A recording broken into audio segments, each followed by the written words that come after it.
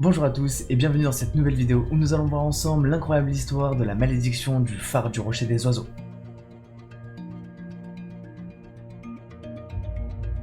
Situé au Québec, dans les îles de la Madeleine, le Rocher des Oiseaux fait partie des 12 merveilles qui composent l'archipel. Perdu au milieu du golfe du Saint-Laurent, ce rocher serait lié à de sombres histoires. Des centaines de naufrages y auraient eu lieu et de nombreuses personnes y auraient trouvé la mort. Tout commence en 1871, lorsque le premier gardien va prendre ses fonctions. Seulement quelques jours après, il va faire un rêve lui indiquant qu'il ne devrait pas rester gardien de ce phare, et que tous les gardiens qui viendraient sur cette île ne pourraient pas la garder plus de 10 ans avant de disparaître ou qu'il leur arrive un grand malheur. Ce rêve va tellement le marquer qu'il décidera dès le lendemain de quitter l'île et de ne plus garder le phare. Le second gardien, quant à lui, ne croyait pas à toutes ces légendes et prit rapidement ses fonctions. Sauf que seulement 2 ans plus tard, il mourut dans d'étranges circonstances. Son successeur, quant à lui, connut un sort encore plus tragique. Lors d'une belle journée, il était parti à la chasse aux phoques avec son fils, lorsque le vent a changé de direction rapidement et les a éloignés du rocher. Le gardien et son fils n'atteindront jamais le rivage, vont se perdre et mourir. 1 an plus tard, la liste continue, ne fait que s'agrandir. Alors que le 4e gardien était en train d'utiliser le canon permettant de prévenir les bateaux en cas de brume, une explosion va retentir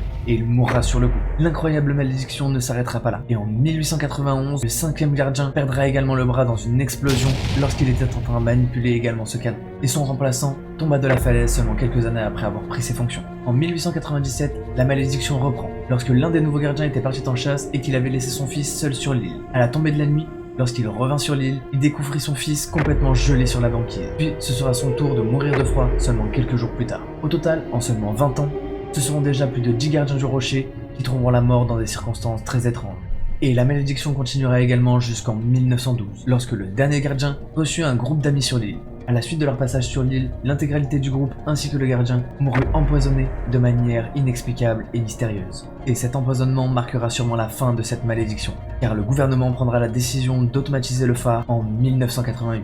Il n'y aura donc plus jamais aucun gardien de ce phare.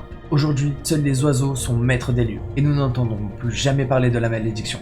Et voilà, c'est la fin de cet épisode. J'espère que ça vous aura plu. N'hésitez pas à me le dire dans les commentaires. Et si vous avez d'autres sujets comme ça que vous voulez que je traite dans mes prochaines vidéos, si ce genre de sujet vous intéresse, vous pouvez aller voir mes autres vidéos. Vous pouvez également liker, partager et vous abonner. C'était Kiko on Fire. Peace out.